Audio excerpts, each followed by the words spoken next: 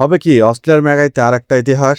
Press কনফারেন্সে নাজমুল হোসেন শান্ত প্রথম test জিতে বড় ফুরফুরে মেজাজে নাজমুল হোসেন শান্ত।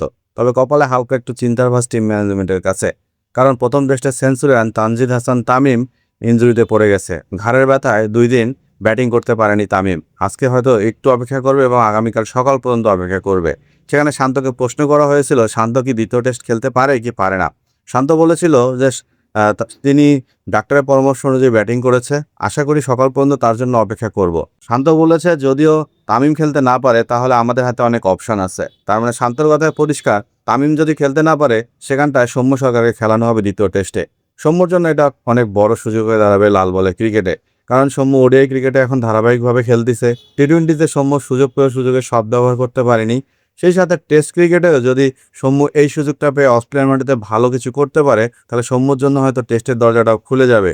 আর যদি কোনোভাবে এই টেস্টে সৌম্য সুযোগ পেয়ে সুযোগের সদ্ব্যবহার করতে না পারে তাহলে সৌম্য কিন্তু এই টেস্ট দলে আজীবনের জন্য জায়গা হারাবে বলে আমার কাছে মনে হয়। কারণ বাংলাদেশের পাইপলাইনে এইচপি বলেন, অনূর্ধ্ব-23 বলেন, অনূর্ধ্ব-19 বলেন, এখন অনেক ক্রিকেটার কিন্তু দলে ঢোকার জন্য দরজায় দাঁড়ায় আছে।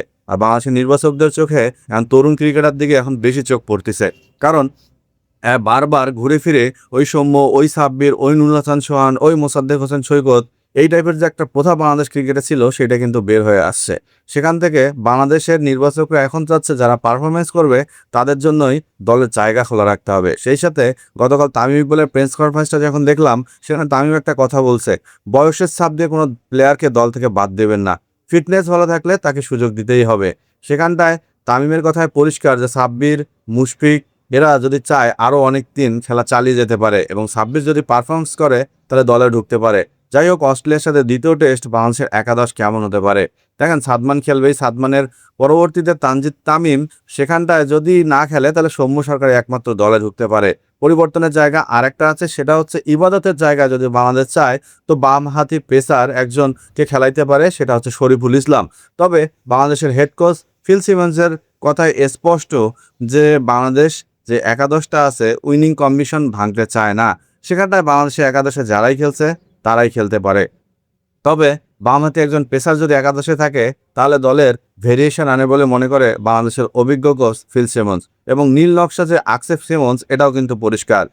নাজমুল হোসেন শান্ত শুধু এটাই বেশি ফোকাস করেছে যে বাংলাদেশের ব্যাটাররা, আমি আবারও বলছি, বাংলাদেশের ব্যাটাররা বিশেষ করে সাদমান, শান্ত, মুশফিক, মমিনুল, লিটন, মিরাজ, এখানে যদি সৌম্য ঢুকে যায় তাহলে এই ব্যাটাররা যদি ভালো রান করতে পারে তাহলে বড় টোটাল যদি অস্ট্রেলিয়ার সামনে দাঁড় করানো যায় তাহলে আমাদের যে বোলিং লাইন আপ আছে অস্ট্রেলিয়াকে ধসিয়ে দিবে বলে মনে করে শান্ত।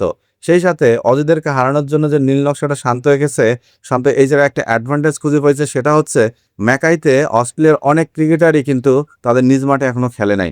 তো ম্যাকাইতে বাংলাদেশ যেমন একটা অচেনা মাঠে খেলতে নামবে, অস্ট্রেলিয়াও ঠিক তেমন এই মাঠে কত রান হবে বা কেমন খেলবে দল বা কিভাবে ব্যাটিং করতে হবে অস্ট্রেলিয়ার ক্রিকেটাররাও কিন্তু জানে না। সো এই দিকটা শান্ত তুলে ধরছে যে আমরাও যেমন আনকরা এই মাঠ সম্পর্কে কিছু জানি না, ঠিক তেমন ম্যাকাইতে কেমন পিচ হবে, কেমন মাঠে খেলা হবে সেটা কিন্তু অস্ট্রেলিয়ানরাও বেশিরভাগ ক্রিকেটার জানে না। সেদিক থেকে আমরা একটা অ্যাডভান্টেজ পেয়ে যাচ্ছি। এখন অপেক্ষা এইখানে বাংলাদেশ দল ইতিহাস গড়বে, অস্ট্রেলিয়াকে কি হারাই দিবে, অস্ট্রেলিয়া কি হোয়াইট ওয়াশ করবে, নাকি একে সিরিজ ড্র করবে, নাকি ড্র করে 1-0 সিরিজ জিতে বাংলাদেশে ফিরবে।